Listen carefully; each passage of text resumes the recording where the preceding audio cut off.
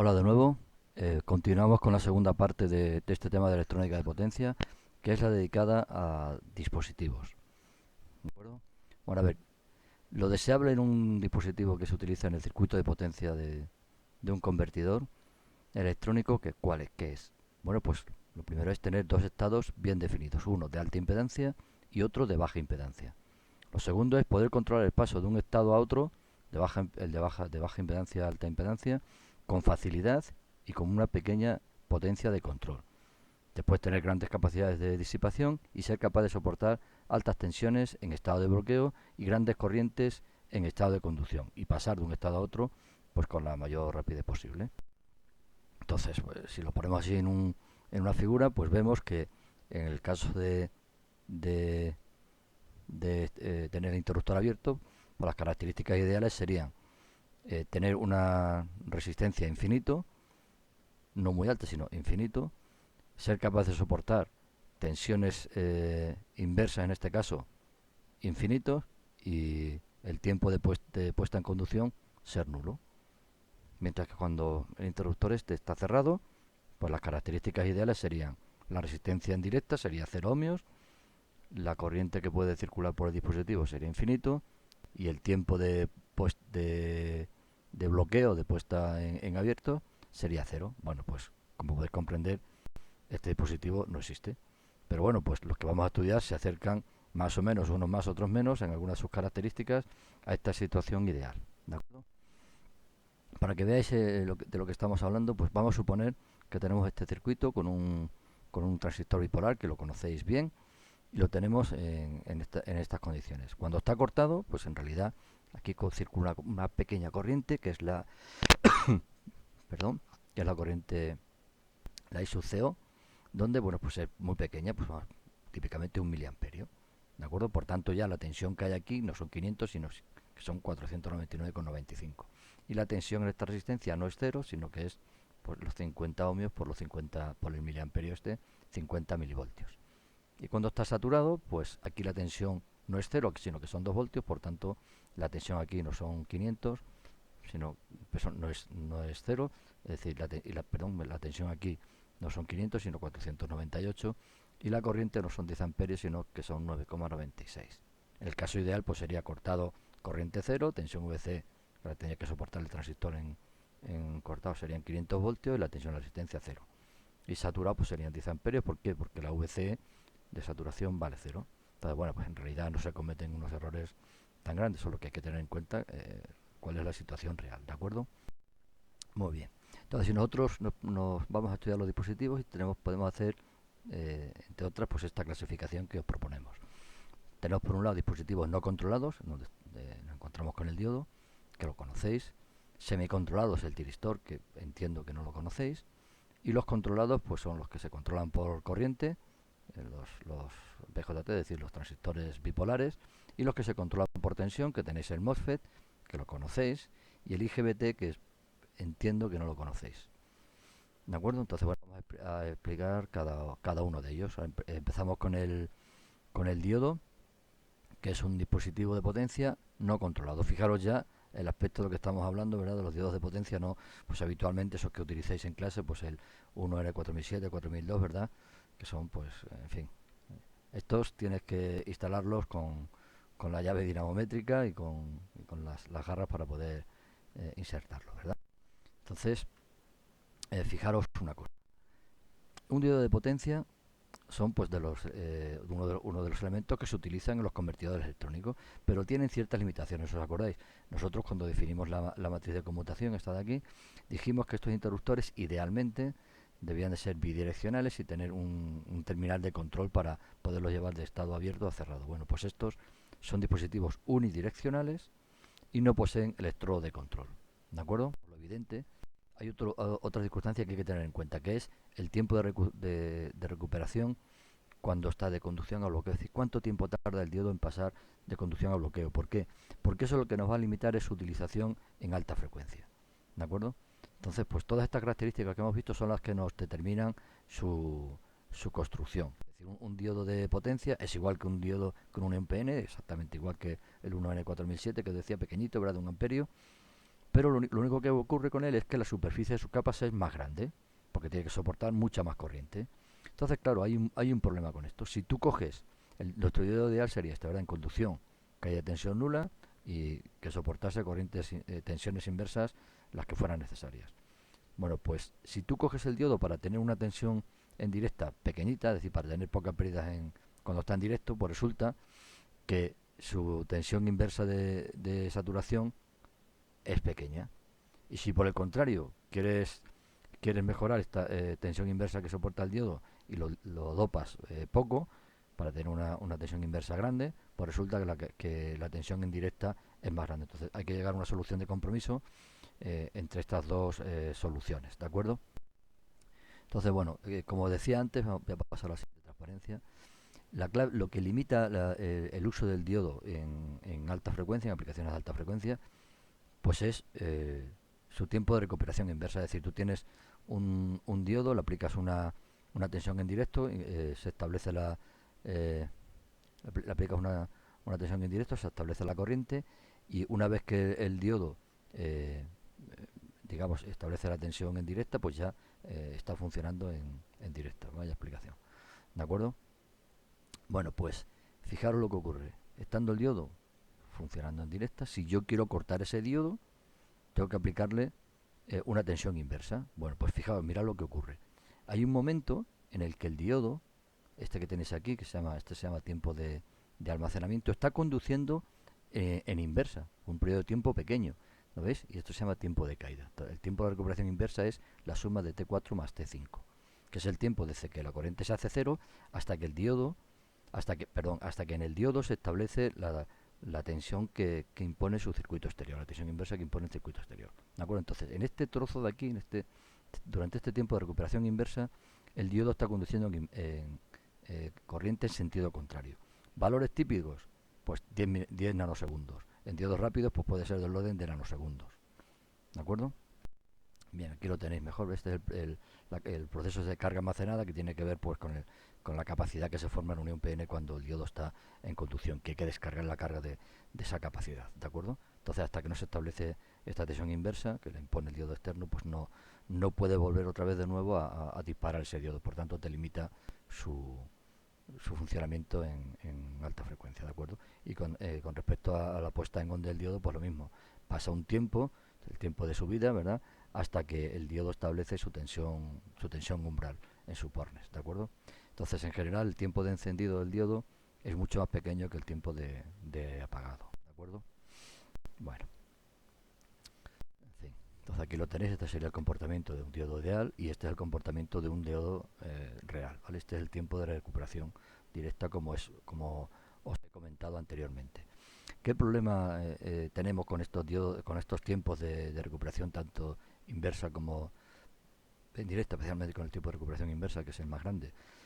Pues que es el responsable de las pérdidas de conmutación, puesto que mientras que el diodo se corta y establece su tensión, pues aquí se establecen unas pérdidas, ¿de acuerdo? Son los responsables, y cuanto más frecuencia haya que pueda soportar el diodo, pues más pérdidas tenemos.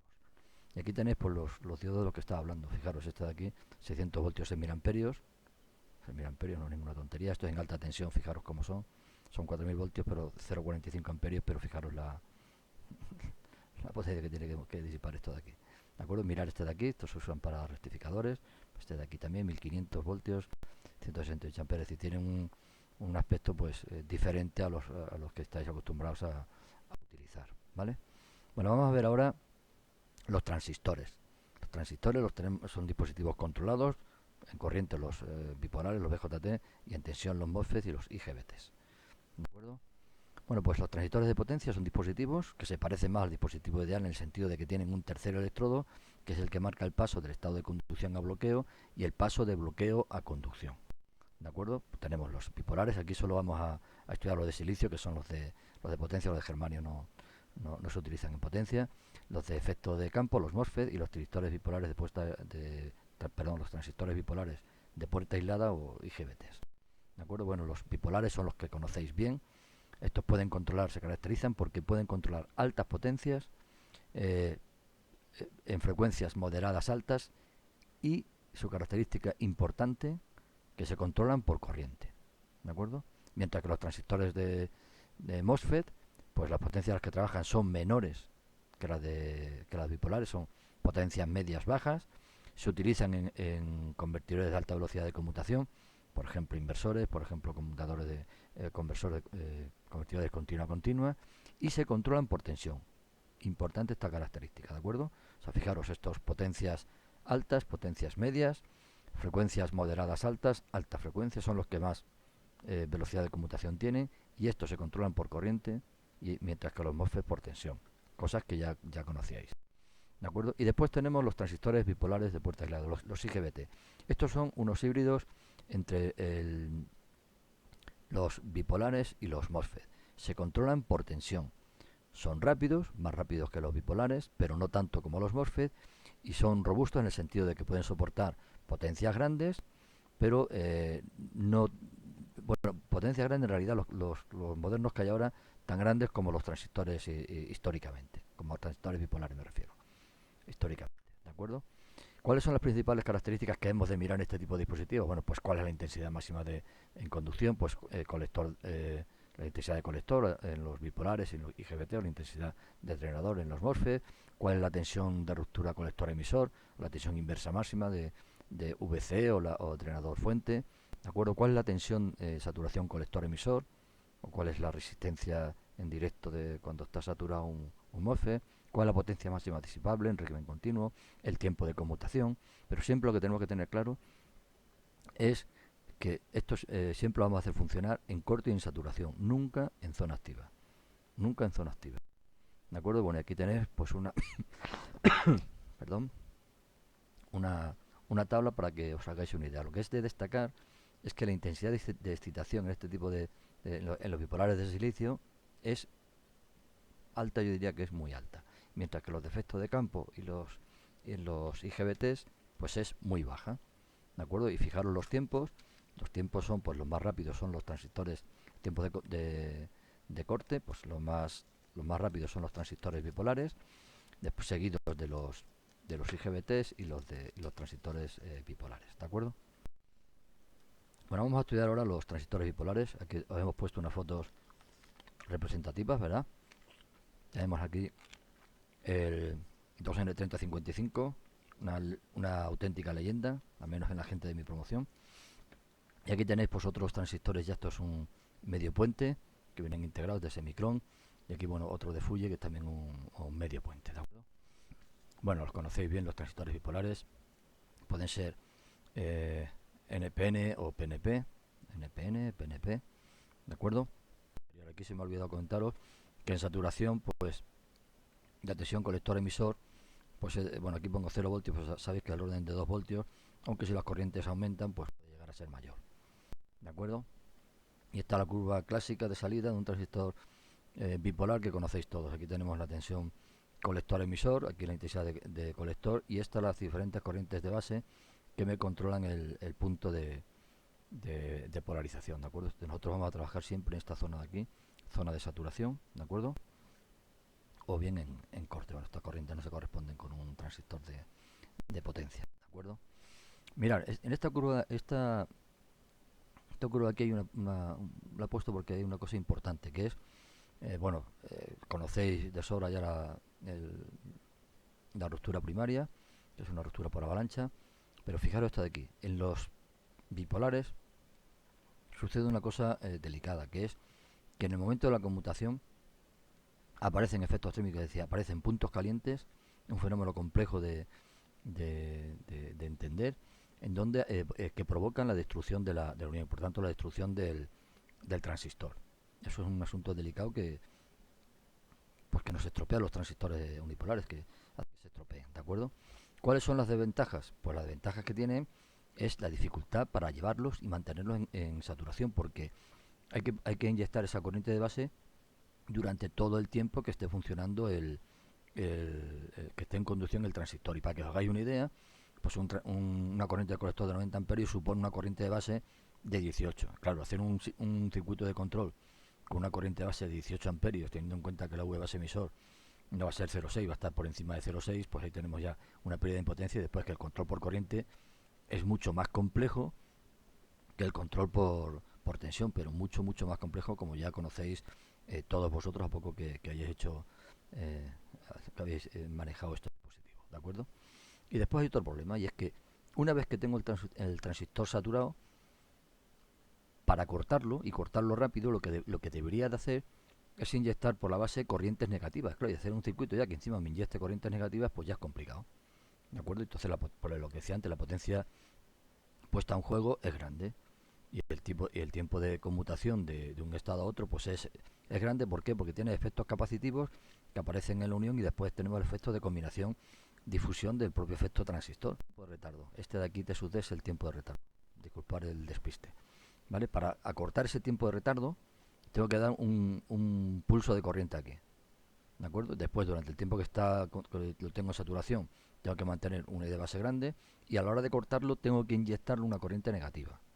¿De acuerdo? Bueno, este es el circuito típico que se pone, pero bueno, este circuito típico en la práctica pues deja mucho que desear y ajustar esos valores no es tan fácil.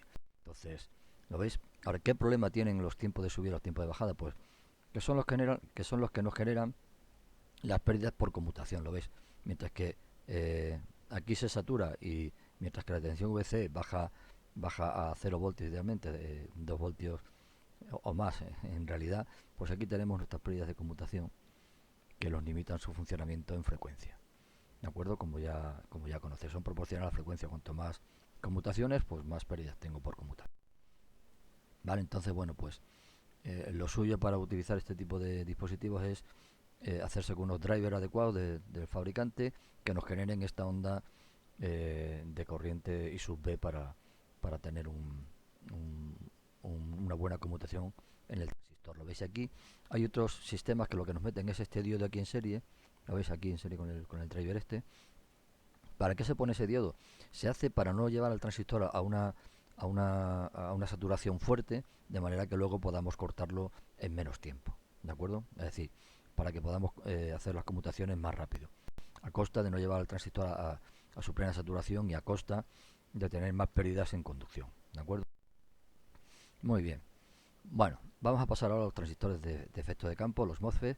No son los MOSFET habituales que vosotros estáis conociendo, ¿verdad? Tienen este aspecto porque manejan más tensión y más corriente, sencillamente por eso, pero se comportan igual. Vamos a estudiar en este caso pues un MOSFET de canal N. Entiendo que esto ya lo conocéis. Pues ¿cómo funciona esto?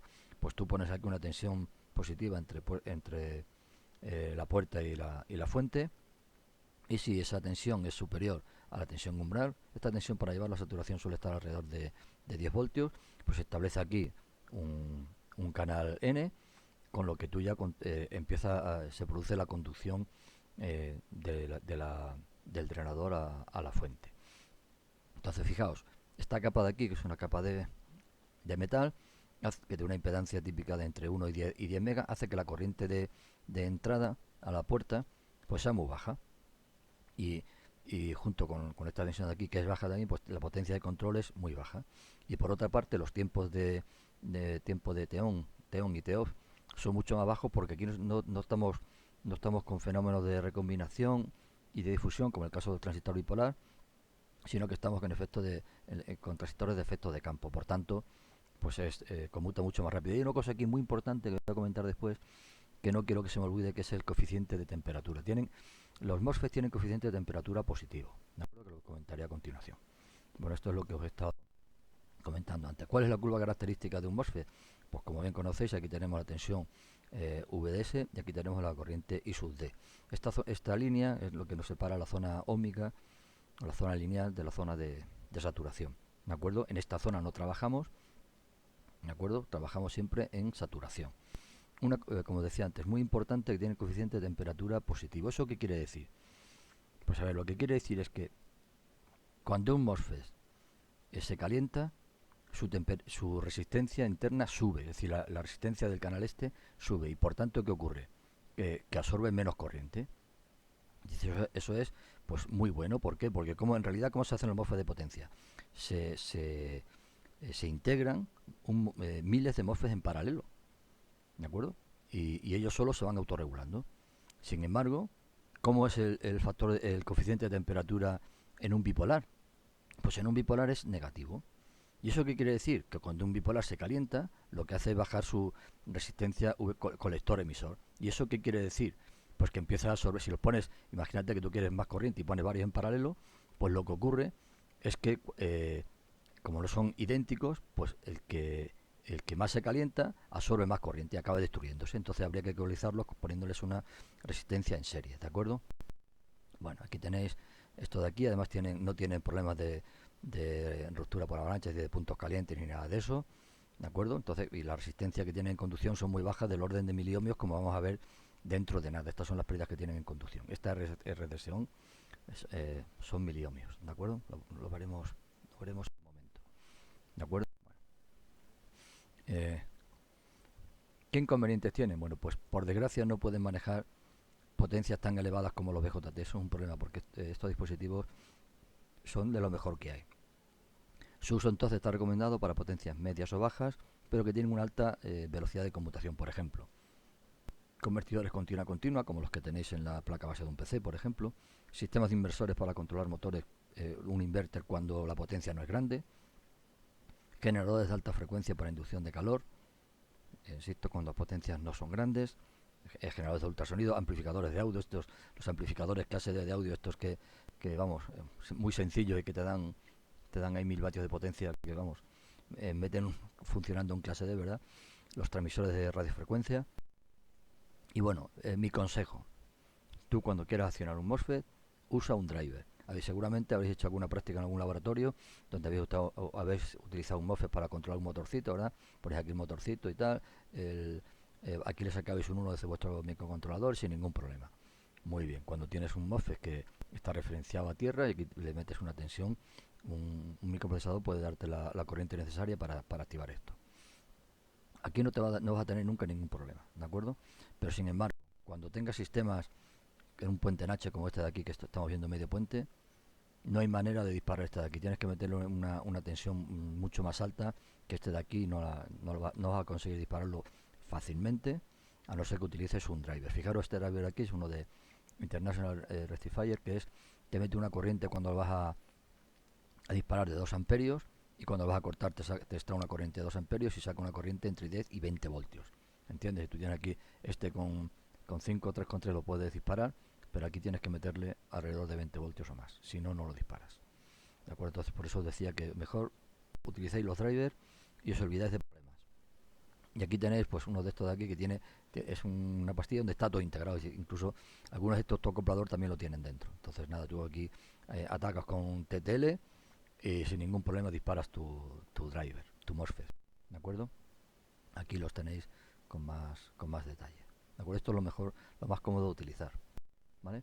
Y aquí os decía por las características de los diferentes MOSFET, lo veis, VDS55, 110 amperios, 169 amperios, pero mirar esto de aquí, fijaros la resistencia RDSO, ¿lo ves? 8 miliamperios, 180, son resistencias muy bajas. Y otra cosa muy importante es que cuando se integra en MOSFET el MOSFET aparece necesariamente este diodo en antiparalelo, que es fundamental su uso para cuando tengo puentes en H, para inversores, para convertidores continua. Si no lo tiene el dispositivo que utilicemos, hay que ponerlo. Entonces esto se aprovecha y se utiliza, son diodos rápidos, que ya digo, lo vamos a necesitar después. Ejemplos de aplicación de esto, por ejemplo, pues en los coches. En un coche puede haber alrededor de unos 80 motorcillos que manejar, y llevan de esto, el de los elevalunas, el de los cuando pisas el acelerador, hay un montón, pues suelen llevar de estos MOSFET, muchos de ellos irrompibles, ¿de acuerdo? Bueno, vamos a empezar ahora con el estudio de los transistores de puerta aislada, que son los IGBTs. Aquí tenéis uno de ellos. A ver. Perdón.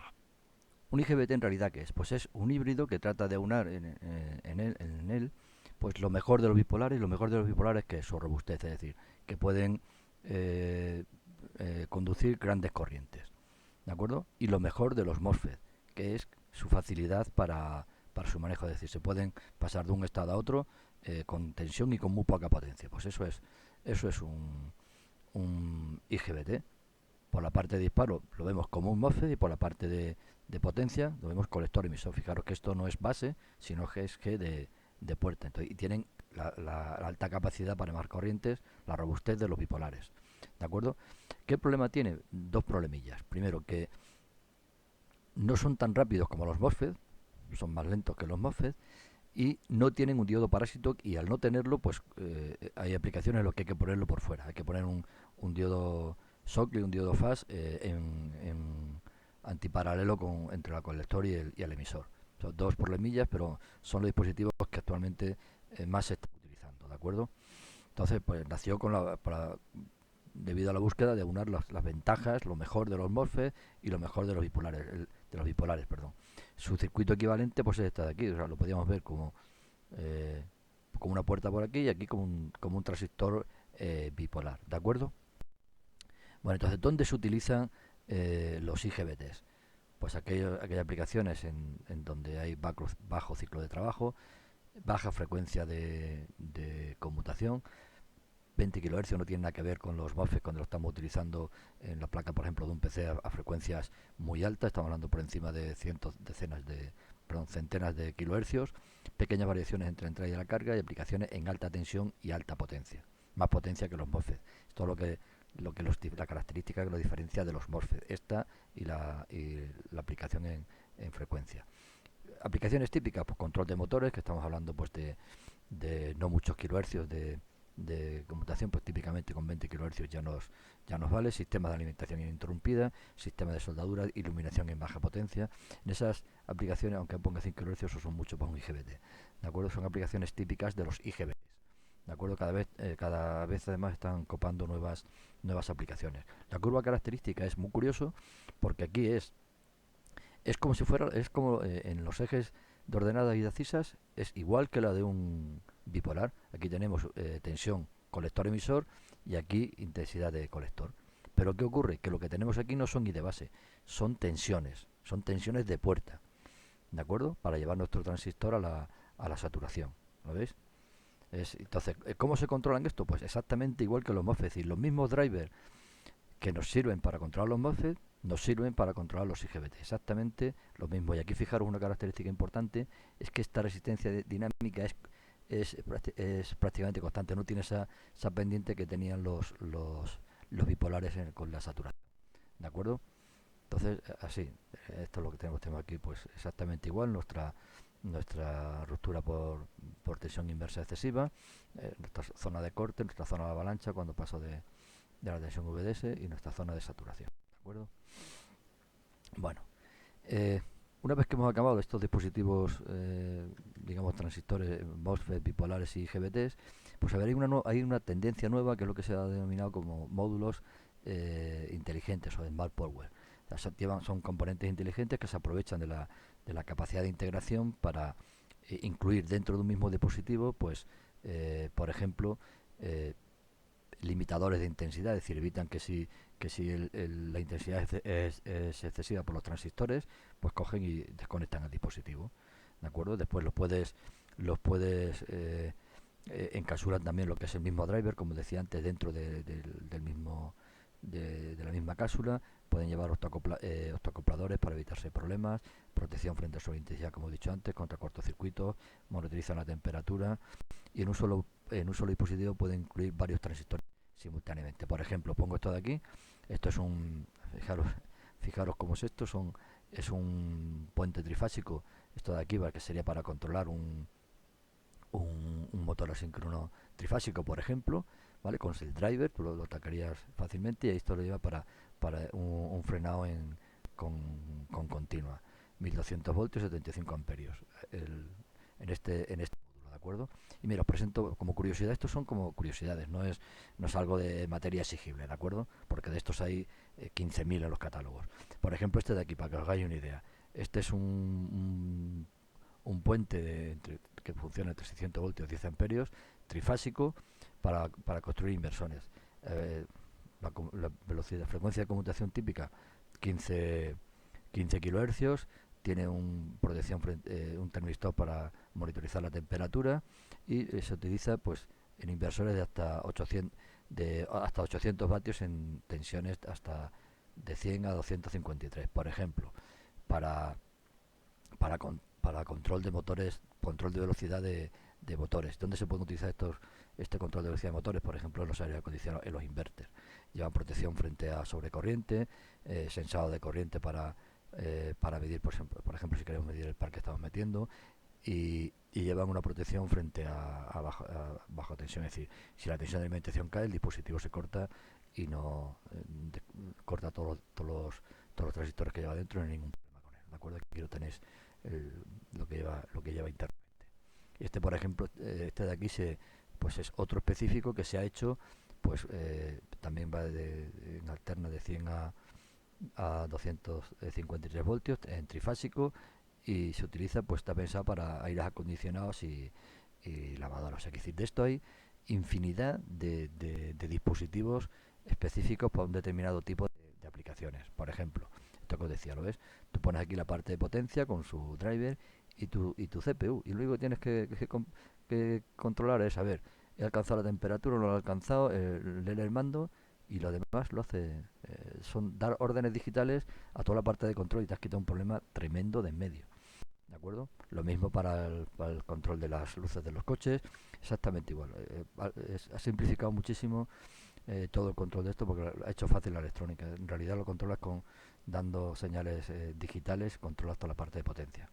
¿De acuerdo? Pero para eso te hace falta, pues, esto de aquí. Y ya os digo que cuando tienes este puente en H, que es lo que yo me refería, disparar este que está referenciado a tierra es muy fácil, pero disparar el de la parte de arriba del puente, es bastante complejo sin el driver. ¿De acuerdo? Bueno, y ahora pasamos ya a lo que son los dispositivos semicontrolados, que es el tiristor. Bueno, pues fijaros cómo es el tiristor, el aspecto que tiene. ¿De acuerdo? Mirar, tiristor o SC. Bueno, pues a ver, este fue el buque insignia de la electrónica de potencia. Podemos decir y con él llegó la electrónica de potencia. Fue el primer dispositivo semiconductor de alta potencia, apareció en el año 57, y con él aparecieron las primeras aplicaciones de conversión de energía que sustituyeron a los convertidores electromecánicos. Antes de él, pues se hacían con las máquinas aquellas que os dije el tema de introducción, pero a partir de él, digamos, este fue el que los retiró del mercado a los convertidores electromagnéticos, perdón, electromagnéticos, no electromecánicos, electromagnéticos, y a las válvulas. ¿De acuerdo? Y mirar el aspecto que tiene. Entonces, bueno, ¿por qué fue una revolución? ¿Por qué fue el buque insignia de la electrónica potencia durante muchos, muchos años? Ahora ya no lo es. Bueno, pues porque tiene unas características de interruptor casi ideal. ¿Por qué? Porque soporta grandes corrientes directas con una caída de tensión baja de 1 voltio, soporta grandes tensiones inversas, es fácil el control porque basta con que le des un impulso de corriente pequeño en principio por el terminal de puerta, que es en esta foto que veis aquí, es este de aquí, y, y se dispara, controla grandes potencias, como he dicho antes. La velocidad de conmutación no es precisamente su fuerte, pero bueno. Y después, una característica muy importante es que es un dispositivo con memoria, ahora os explico qué es eso, y no se puede controlar su paso de conducción a bloqueo por puerta. Esas es las principales características. Recordar, dispositivo con memoria y no se puede controlar el paso de conducción a bloqueo por puerta, ¿vale? Este es el símbolo del tiristor, ¿veis? Es un símbolo de un diodo con una puerta aquí. Es decir, ¿cómo funciona esto? Pues mirar, es como si fuera un diodo en el que estando con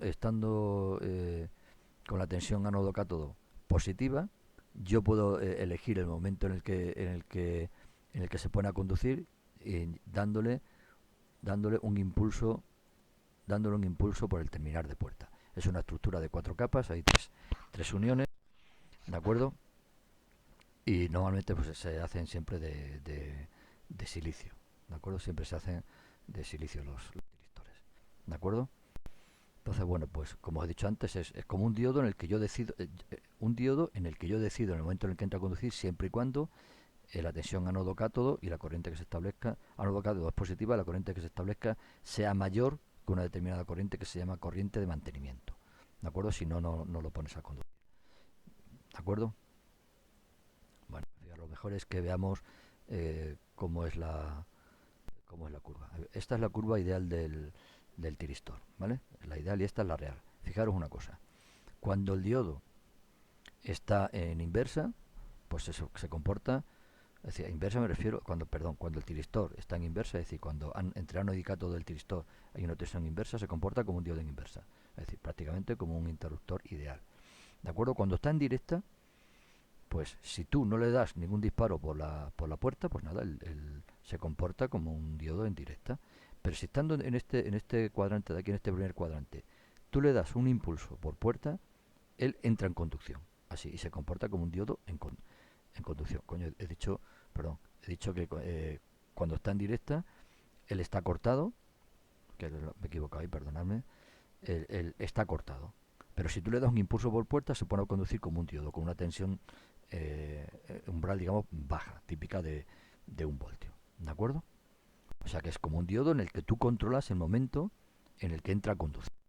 ¿De acuerdo? ¿Lo ves? Si estando con la tensión ánodo-cátodo positiva, tú le das un impulso por puerta, se pone a conducir aquí a una corriente que la fija el circuito exterior. ¿De acuerdo? Si no, pues estás en zona de corte y ya está. ¿Vale? Esta es la curva de funcionamiento del diodo. Entonces, una vez que entra a funcionar, pues la corriente debe de mantenerse por encima de esta corriente de mantenimiento. Si la corriente de mantenimiento si la corriente del circuito exterior es más baja que la corriente de mantenimiento, se corta el diodo. Perdón, se corta el tiristor. ¿De acuerdo? Bueno, pues aquí os voy a poner un ejemplo clásico de uso de un tiristor, ¿vale? Imaginaos que tenéis aquí una señal alterna, ¿de acuerdo? Con la que podemos tener nuestra toma de corriente de casa.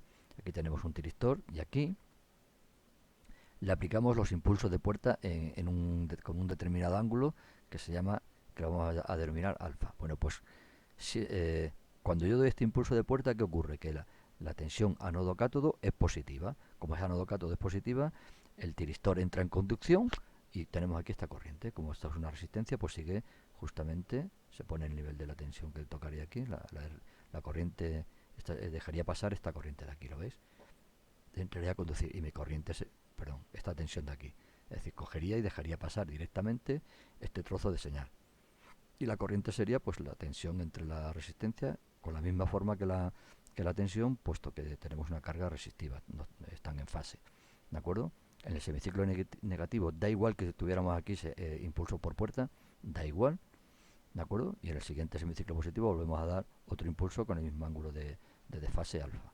¿De acuerdo? El problema, como veis, es que yo una vez que doy este impulso, ya no controlo o sea, no puedo darle, no, da igual lo que haga en la puerta, que no consigo bloquearlo. Se bloquea cuando la corriente que pasa por el, cir- por el tiristor se hace nula, hablando con más precisión, cuando baja por debajo de esa corriente de mantenimiento que yo os he dicho antes, ¿de acuerdo?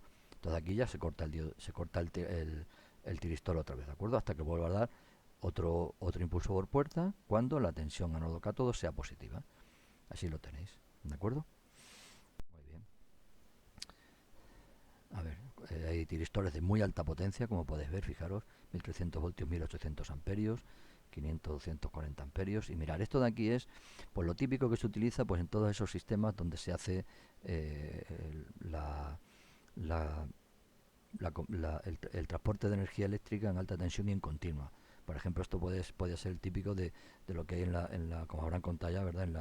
En la, en la presa de Itaipú, la central hidroeléctrica de Itaipú, que es la, la central hidroeléctrica que tiene el récord de generación al año, más que la de las tres gargantas de China.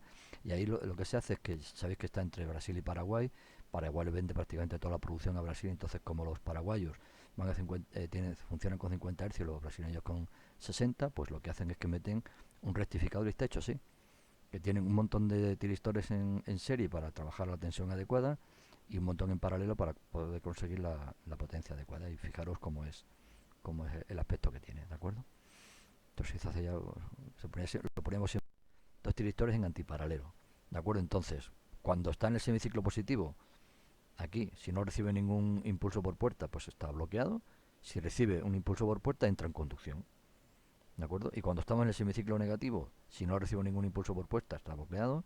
Si recibo un, perdón, un impulso por puerta, entra en conducción. ¿De acuerdo? Entonces, bueno, pues vaya a ver aquí, pues eso de cómo es eso que os decía, su símbolo, que ya lo tenemos antes en la otra esa, y esto es a lo que equivale a dos tiristores en antiparalelo. Pues a ver, se caracterizan porque son bidireccionales, porque se utilizan aplicaciones de baja frecuencia de conmutación, típicamente frecuencias de red, ¿vale? Y la característica es esto que os digo. No tienen tampoco grandes potencias, es típico valores de 25 amperios, pero valores de potencia elevados, mucho más grandes que esto, no hay tiristores de esos valores, ¿de acuerdo? Entonces basta con que tú le des, cuando está en el semiciclo positivo, un impulso por puerta para que entre a conducir, y cuando está en el negativo, igual, es decir, funcionamiento como dos tiristores en antiparalelo. Y ahora voy a poder, pues, una, una aplicación típica que estoy convencido de que todos vosotros conocéis, que es el dimmer, es decir, el regulador de luminosidad de las lámparas de incandescencia o lámparas halógenas que todos habéis visto en vuestras casas, aunque ya pues están cada vez sustituyéndose por las lámparas LED. Entonces, fijaos, vosotros tenéis aquí la señal de red, ¿vale? Vamos a suponer que son 230 eficaces, ¿vale? Y tú decides en qué momento entra en conducción el triac. Para eso pues decides el momento de dar un impulso, sacas un 1 por aquí y te dispara el triac, ¿de acuerdo? Entonces, ¿ves? Aquí tendrías la lámpara pues un poco menos de la media de luminosidad a media de la lámpara, por así decirlo, ¿lo ves? Das un pulso en este periodo, otro en este periodo, son eh, 50 Hz lo que hay, perdón, 20 milisegundos lo que hay de uno a otro, ¿lo ves? Aquí lo tenéis. Si tú vas este ángulo de aquí, lo vas haciendo cada vez más pequeño, pues la lámpara cada vez luce más. Si lo vas llevando hacia la derecha, pues la lámpara cada vez luce menos. Esto pues, a ver, ¿dónde más habéis visto esto aparte de las lámparas? Pues a ver, lo podéis encontrar también en los ventiladores esos que tienen un control de velocidad continuo, no esos que van a saltos. Pues también lo se hace, bueno, está un poco más específico en los controles, en los arrancadores suaves de los motores asíncronos trifásicos. Es igual, pero en trifásico. ¿De acuerdo? Lo mismo, pero desfasado a 120 grados. Bueno, también lo podéis ver en algunos taladros, no en todos, de esos que tienen control de regulación de velocidad en el botón de accionamiento del taladro.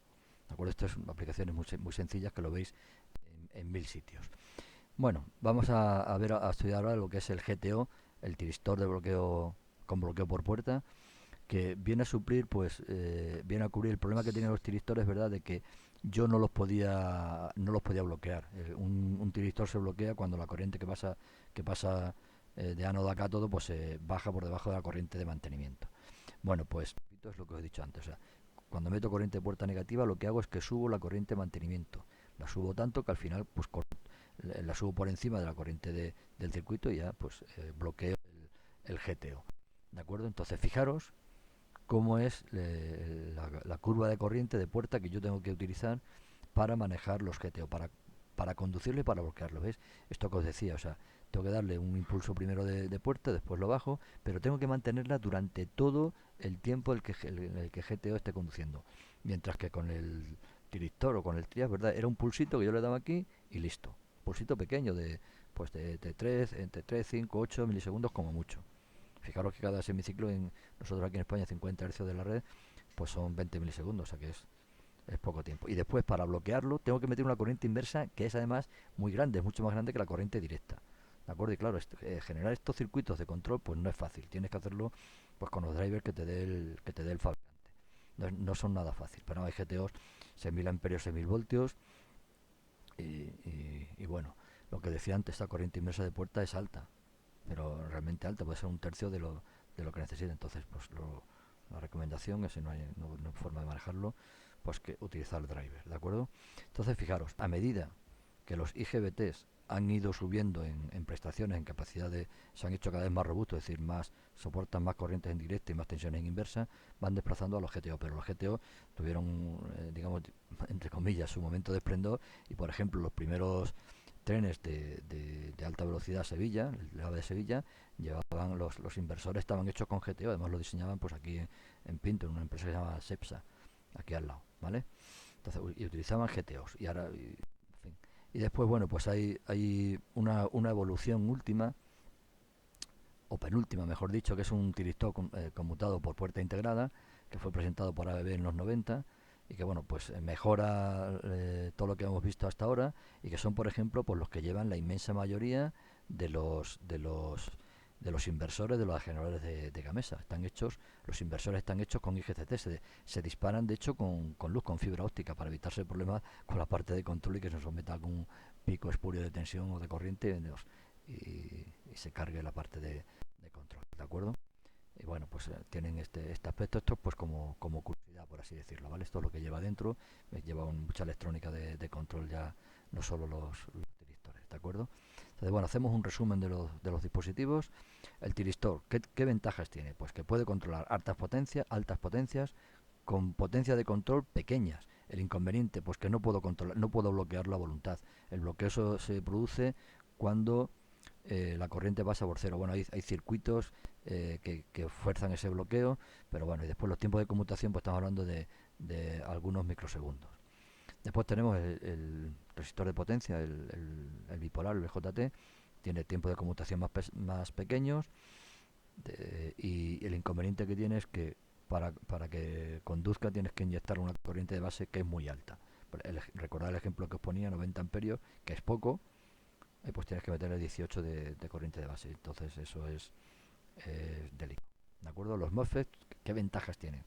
Los MOSFET tienen la ventaja de que es muy fácil controlarlos con muy poca potencia y los tiempos de conmutación son es el dispositivo más rápido de todos. ¿Qué inconveniente tiene? Pues que no puede manejar altas potencias. Eso es un problema. El GTO, pues que puede controlar altas potencias, pero que necesita drivers especiales para control, y los tiempos de conmutación, pues también son del orden de microsegundos, son bajos. El IGBT se está haciendo con el campo del GTO, tiene la ventaja del MOSFET en cuanto a que se controla fácilmente con poca potencia, no es tan rápido como los MOSFET, pero bueno, pues puede funcionar a frecuencias hasta de menores de 20 kHz, que son muchas las aplicaciones que se pueden hacer con esas aplicaciones, y maneja potencias grandes, ¿de acuerdo? Aquí tenéis pues un resumen de lo que hemos estado viendo, y aquí os pongo pues cuáles son más o menos las características, las frecuencias de conmutación de las que estamos hablando, ¿de acuerdo? Alta potencia aparente, lo veis, alta frecuencia de conmutación, las principales características en lo que tenéis que fijaros, ¿de acuerdo? Aquí tenéis una serie de tablas para que podáis ver. Y aquí, bueno, aquí fijaros que pone GTO, el tren, bueno, pues ahora ya esto se hace ya con IGBTs, ¿de acuerdo? IGBTs o si no dan, pues IGCTs, ¿de acuerdo? Muy bien.